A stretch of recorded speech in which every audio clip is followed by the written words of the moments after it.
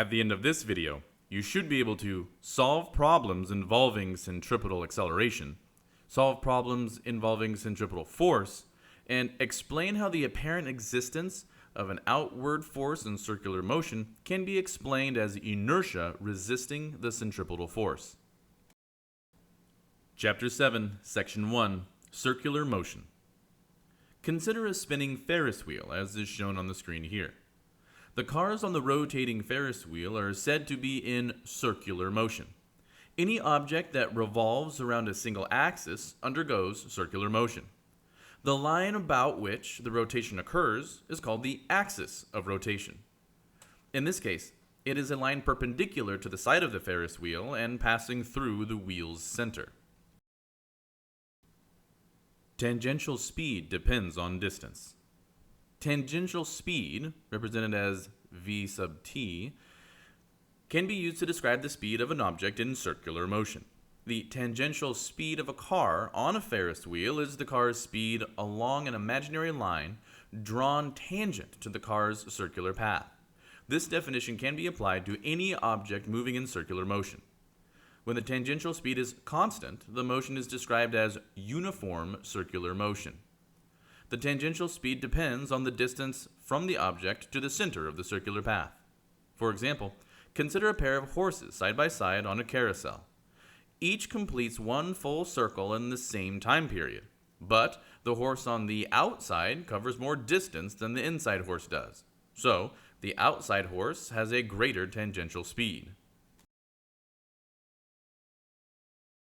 A car moving in a circular path experiences acceleration even when the speed at which it is traveling remains constant. This is because acceleration depends on velocity, and velocity is a vector with both magnitude and direction. When the car moves in a circle, the direction of the velocity vector is constantly changing. Therefore, the acceleration, or change in velocity over the change in time, is also changing. Acceleration of this nature is called a centripetal or center-seeking acceleration. When the radius decreases, the direction changes more quickly and the experienced acceleration is greater. When the radius increases, the direction changes more gradually and the experienced acceleration is not as noticeable. Centripetal acceleration is due to a change in direction. Suppose a car on a Ferris wheel is moving at a constant speed as the wheel turns. Even though the tangential speed is constant, the car still has acceleration. To see why, consider the equation that defines acceleration.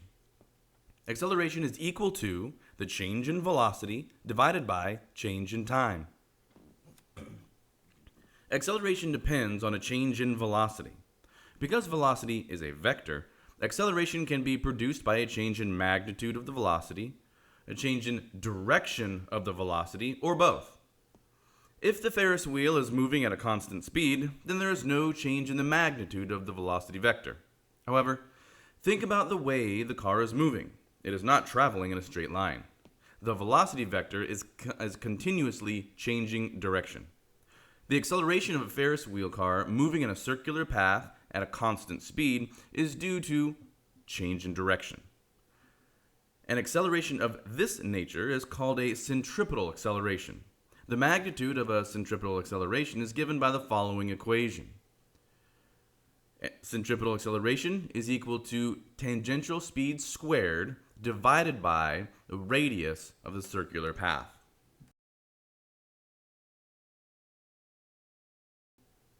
What is the direction of centripetal acceleration? To answer this question, consider figure 2.1a on the screen here. At time t sub I, an object is at point A and has a tangential velocity v sub I. At time t sub f, the object is at point B and has a tangential velocity of v sub f. Assume that v sub I and v sub f differ in direction but have the same magnitudes. The change in velocity, which is to say delta v is equal to v sub f minus v sub I, can be determined graphically, as is shown by the vector triangle in figure 1.2b. Note that when delta t is very small, V sub f will be almost parallel to VI. The vector v will be approximately perpendicular to VF and VI and will be pointing toward the center of the circle. Because the acceleration is in the direction of v, the velocity, the acceleration will also be directed toward the center of the circle. Centripetal acceleration is always directed toward the center of a circle. In fact, the word centripetal means center-seeking. This is the reason that the acceleration of an object in uniform circular motion is called centripetal acceleration. At this point, you should be able to understand sample problem A. Tangential acceleration is due to a change in speed. You have seen that centripetal acceleration results from a change in direction. In circular motion, an acceleration due to a change in speed is called tangential acceleration. To understand the difference between centripetal and tangential acceleration, consider a car traveling in a circular track. Because the car is moving in a circle, the car has a centripetal component of acceleration.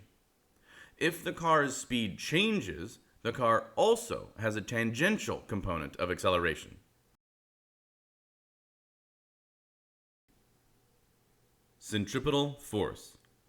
Consider a ball of mass m that is tied to a string of length r and that is being whirled in a horizontal circular path as is shown in figure 1.3 on the screen here. Assume that the ball moves with a constant speed. Because the velocity vector, v, continuously changes direction during the motion, the ball experiences a centripetal acceleration that is directed toward the center of motion. As seen earlier, the magnitude of this acceleration is given by the following equation. A sub c is equal to v sub t squared divided by r, which is to say, centripetal acceleration is equal to tangential velocity squared divided by the radius of the circular path. The inertia of the ball tends to maintain the ball's motion in a straight path. However, the string exerts a force that overcomes this tendency. The forces acting on the ball are gravitational force and the force exerted by the string, as is shown in figure 1.4a on the screen here. The force exerted by the string has horizontal and vertical components. The vertical component is equal and opposite to the gravitational force. Thus, the horizontal component is the net force. This net force is directed toward the center of the circle, as is shown in figure 1.4b. The net force that is directed toward the center of an object's circular path is called centripetal force. Newton's second law can be applied to find the magnitude of this force. The equation for centripetal acceleration can be combined with Newton's second law to obtain the following equation for centripetal force. F